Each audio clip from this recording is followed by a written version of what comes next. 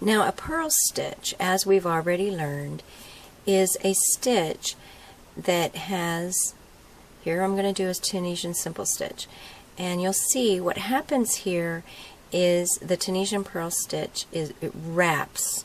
It's a simple stitch. It's a wrapped simple stitch. The yarn just goes around it.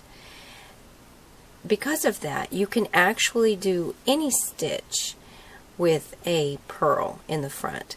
Let me give you an example. Here I'm going to do a Tunisian purled knit stitch. Sounds like something bizarre, but let's go ahead and try it. I like it. Let's see what happens. We're going to purl, so bring your yarn to the front. Now insert your hook the way you would for a knit stitch, that is between the front and back vertical bars straight through. There, I've done a knit stitch with a purl bump. Notice that that purl bump comes up higher. Now let's try that again. Okay, purl bump in the front. Try it again. This is a Tunisian knit stitch that's wrapped, so it has a purl bump on it, and it gives a completely different look. Now let's try something different. I'm just going to take out those two stitches. Now I have a purled knit stitch right here. Let's try a knit stitch in the next one, and let's just alternate. Knit stitch purled. There we go. Now just a plain knit stitch. And a purled knit stitch.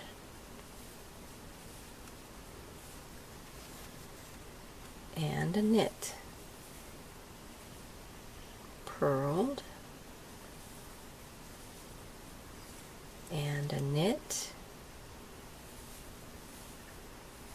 And then for the last stitch, we're just going to make sure that we go under those two bars here on the end,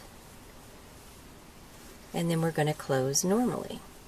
Chain 1, yarn over, pull through 2, and 2, and 2, and again, pull through 2, pull through 2,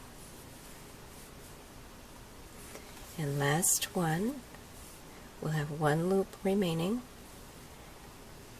Now we started off with a purled knit, so let's alternate it in the same method that we did for earlier videos of the honeycomb and seed stitch. Let's just alternate it. So let's do a knit stitch here, and a purled knit, and a knit, purled knit,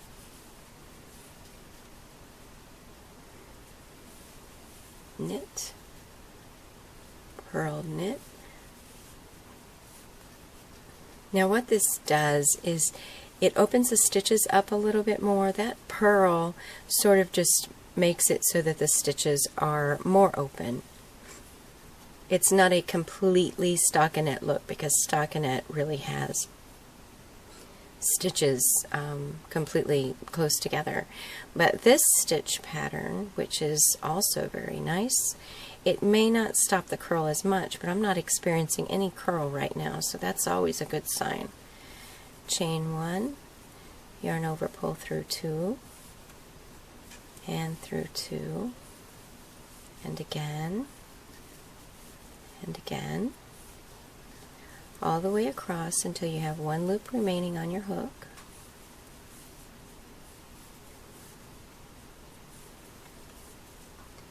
And again, what we'll do here, see, this is a straight stitch. This is the one that has the purl bump. So you're alternating them, and purl the first one, and knit stitch in the next, and purl the next. And you'll just keep alternating all the way across the row.